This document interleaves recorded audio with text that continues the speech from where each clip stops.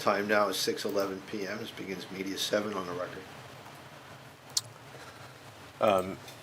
Really quick before I wrap up, we were just talking about your colleagues, Armstrong, Anikin, Davis, and Gruenbaum. Remember that? Yes. Okay. Was it your understanding that they were taking direction from Elon and others affiliated with the White House?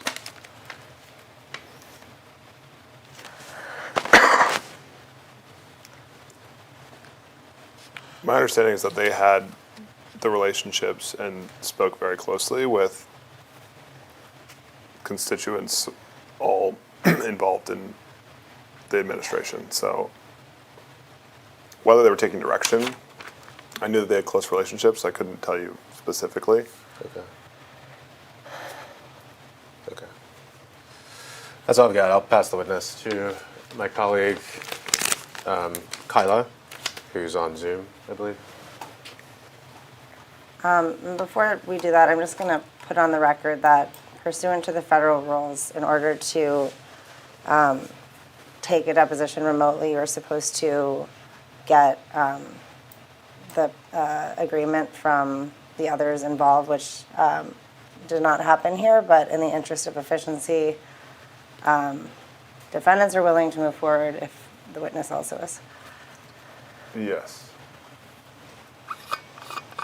Okay, thank you for that. I'm going to ask a few questions. I know we're getting towards the end of the day, and so we're just going to, I'll keep this pretty short. So I'm Tyler Snow from the ACLS plaintiffs.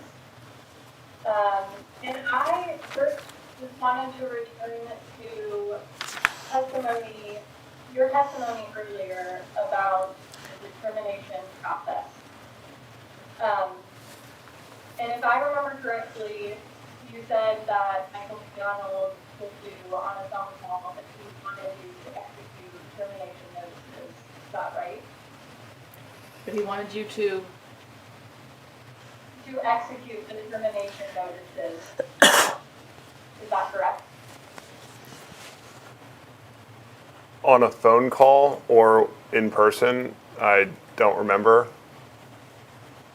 But he wanted us to execute after we solidified the list.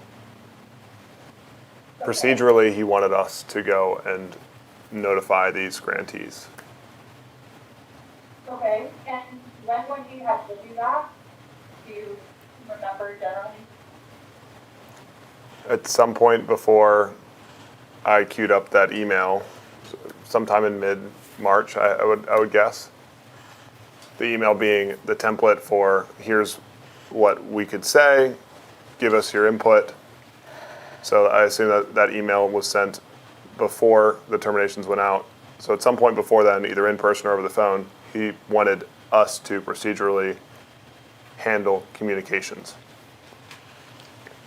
Okay. I'm going to introduce just one exhibit. This is, and it looks like we're on exhibit 16. This is in the record as AR 13, and I just put it in the chat. I just put in exhibit 17. You've already marked exhibit 16. I can check. I think the reporter noted that this would be Exhibit 17. Yes, sorry, it is exhibit 17. Sorry about that. And sorry, AR what? 13.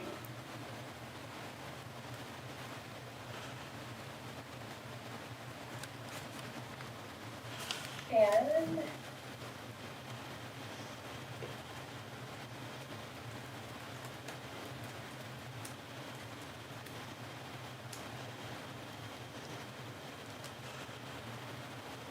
can you see this on your screen?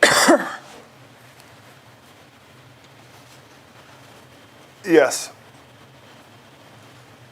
Okay, I will, I think you've seen this initial email before, so this is an email from you to Michael McDonald and Adam Wilson with a Kavanaugh copy.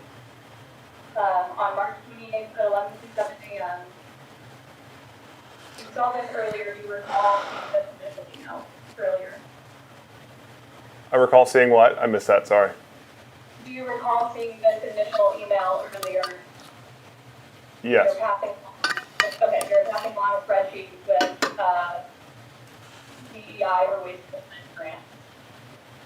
I want to look at this email response from Capcom. I'm sorry, you have to repeat that. I want to look at this email response from Michael Kavanaugh. It's dated March 13th at 4:28 p.m. I'll zoom in a little bit more. And I'll just give you the chance to read it. Please let me know when you're ready.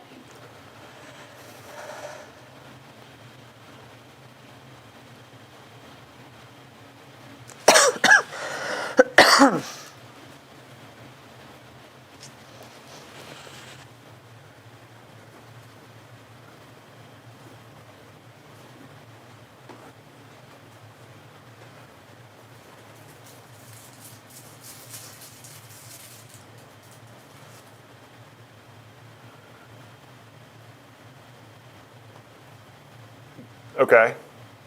So he says you have the, he says, to recap, you have the first spreadsheet from Brett. And these are spreadsheets that he and that Michael McDonald and Adam Wolfson reviewed and sent to OMB, listing all the applications implicated by the NA. So he says, I'm sorry, you'll have to start your question over, I cannot hear you. Okay, I'm sorry. I think it's a little echoey. So. Hold on, you need to speak closer to the microphone. The AC is blasting in this room, we can hardly hear you. Okay.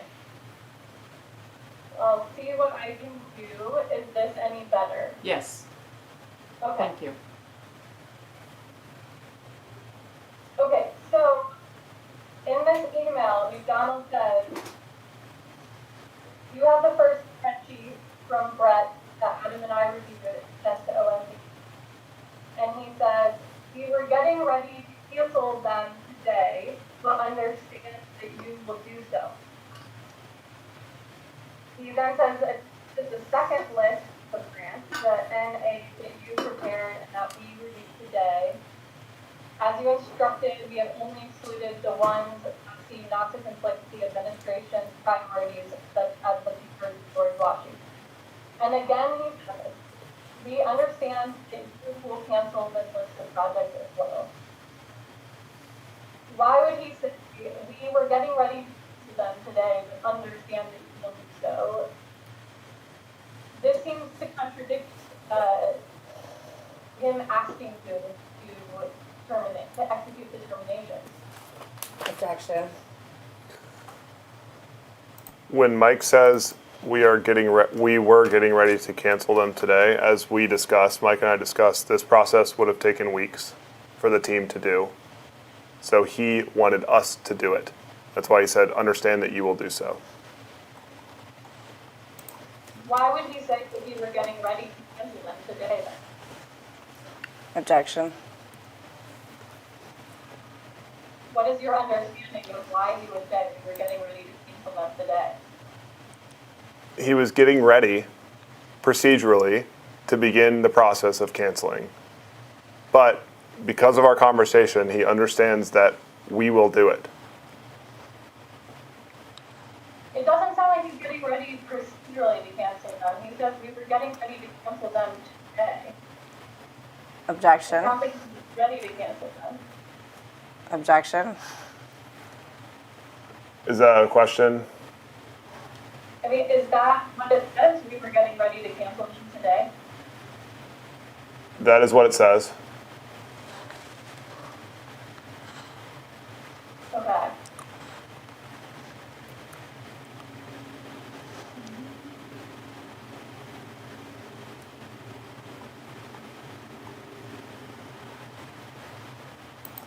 Sorry, one moment.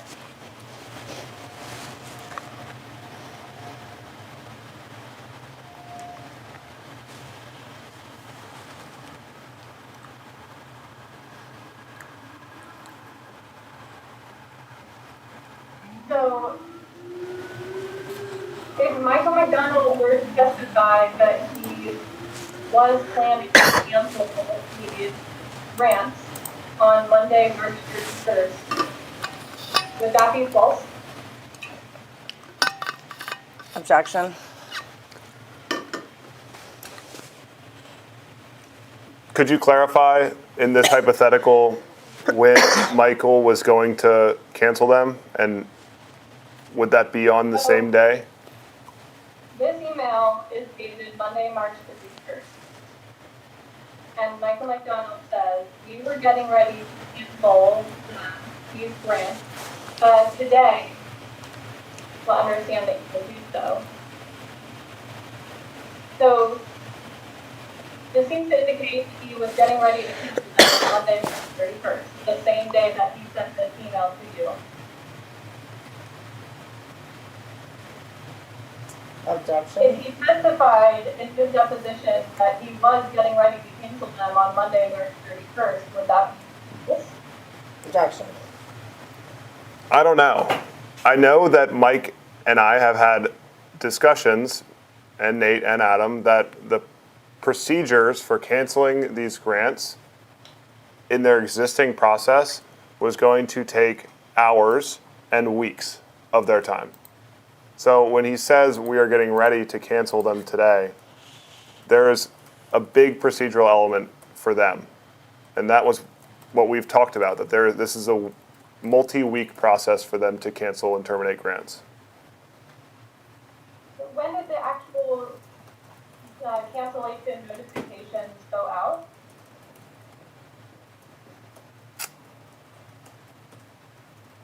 If I remember correctly, the 1st of April. So that was the next day, right? Yes.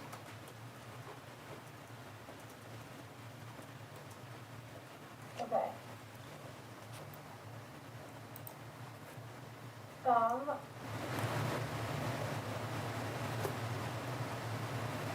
I want to stop sharing my screen. I don't. Oh, there it is. Taking that down.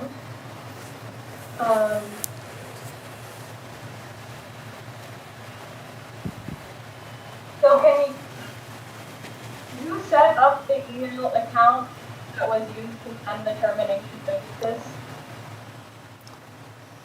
Who? Was that the question? Yes. I did. Okay. And who had access to that account when it was first set up? Was it only you? And the sysadmin administrator could have access to all the data associated. Is the sysadmin administrator GSA at GSA? I believe it was Brett Bobley, who was the CIO. Okay. And when the notices were sent on April 1st from that account, did you send those notices?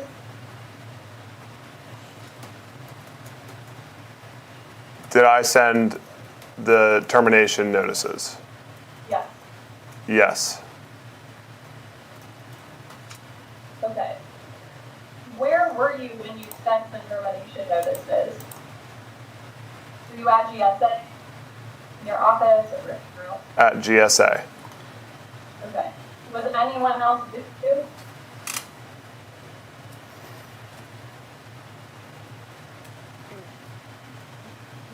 Maybe Nate. We sat next to each other at GSA, often late at night.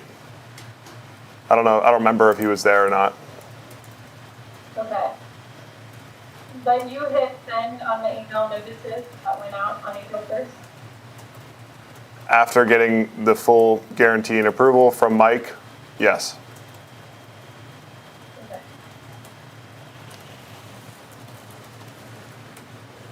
Okay.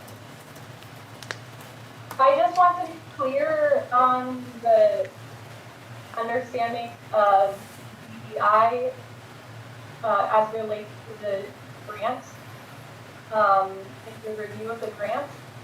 Is it your position that if an studied one particular race or gender, that would be DEI. I missed one word there. Could you repeat? Is it your position that if an award studied one particular race or gender, that would relate to DEI? If you are one particular race or gender, would that relate to DEI? That's the question. If the award relates to one particular, if the award relates to the study of one particular race or gender, is that DEI? Objection. That depends on the grant, the full grant description and the context of what the award is delivering. Okay, but if the award were, the purpose of the award, you were to study a particular aspect of Black culture, is that DEI? Objection. It depends on the full breadth of the award, the full description that gives context to its relation to DEI or not.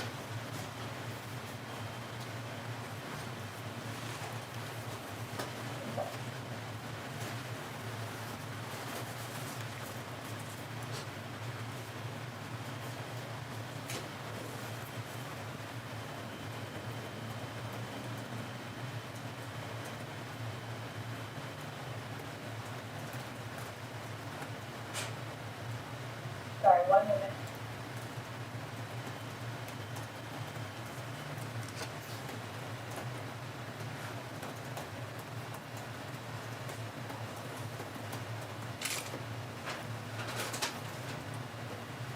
Okay, if the full description of an award were to study 21st the Black, sorry, if the full description of the award were, quote, to study 21st century Black culture, unquote, is that DEI?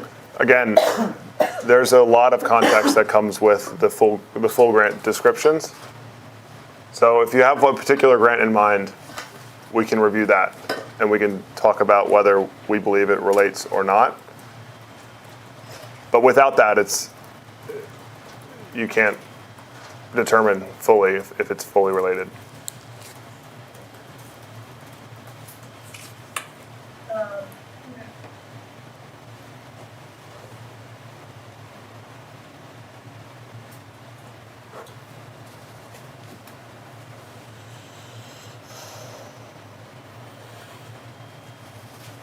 Okay, those are all of my questions.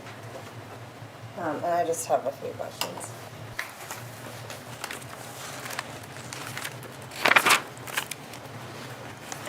You were asked some questions by plaintiff's counsel earlier about communications via signal. Do you remember that? Yes. Did you have any substantive discussions about grant terminations at any age via signal? No. Objection to form. Did you have any substantive discussions about grant terminations at any age with Josh Gruenbaum? No. Did you have any substantive discussions about grant terminations at any age with Anthony Armstrong? No. Did you have any substantive discussions about grant terminations at any age with Mike Sullivan? No. Did you have any substantive discussions about grant terminations at any age with Steve Davis? No. Did you have any substantive discussions about grant terminations at any age with Steve Ahikian? No. Did you have any substantive discussions about grant terminations at any age with Ryan Lepert? No.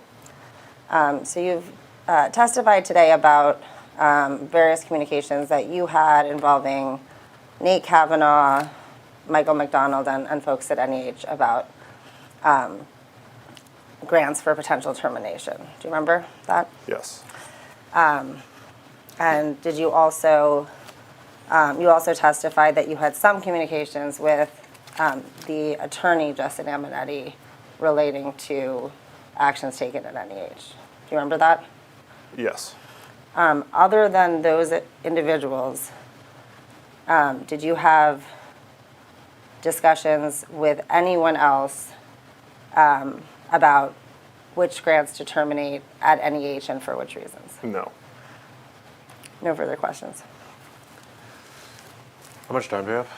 We're at 6:53. I'll ask a few more follow-ups. Do you remember the X post that you sent to Mr. McDonald's on May 20, 2025? The X post. There was an X post about the NEH that you tipped Mr. McDonald off to in a Cellbrite text report, and he responded saying, yes, I saw it, it's this one, with the X link in the text. Do you remember that conversation? Yes. Okay. And you said that you played a role in drafting that X post, is that right? Yes. What was that X post about again? Grants. NEH grants, right? Yes. That had been canceled, is that right?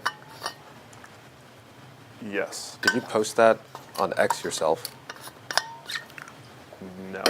Did Nate Kavanaugh post that on X? No. Who posted that on X? I don't know. Okay. But it wasn't you and it wasn't Nate, right? No. Okay. Who did you submit the draft to for that X post? I don't remember. You don't remember who? Nate and I worked on it, and I don't know when it left from draft form with Nate. But that being said, we were all in person at GSA. It's your understanding that some of the higher ups within the DOGE team were controlling the DOGE X account. Is that right? Objection. You testified to this earlier. Objection, and I'm also going to note that thus far this redirect doesn't appear to have anything to do with the questions that I asked, which it would have to in order to be an appropriate redirect. It does. Go on. Could you just go back on the question? I can strike my question. Is it your understanding that DOGE team members like Armstrong, Gruenbaum, Davis would have been DOGE members with access to key decision making, like what gets posted on the DOGE X account? Objection. I don't know for certain. Okay. Do you have a hunch? Objection. My best guess would be those guys know who has control or who posts. Okay. But I don't know anything for certain. Okay.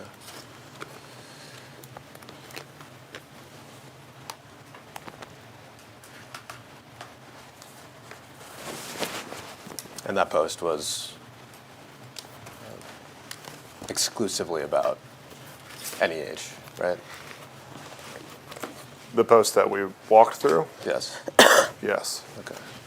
So is it fair to say that someone higher up on the DOGE team with access to the X account for DOGE had been part of a draft or received a draft explicitly and exclusively about NEH grant terminations? Objection.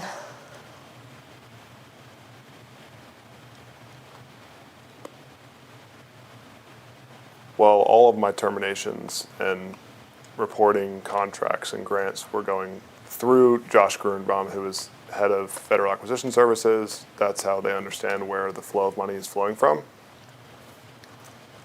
So the X post was about historical terminations. Same information that I would have shared with, or that I did share with Josh as part of the normal course of collecting contracts and grant termination information. And that's including NEH grants, right? Yes. Okay. That's all I've got.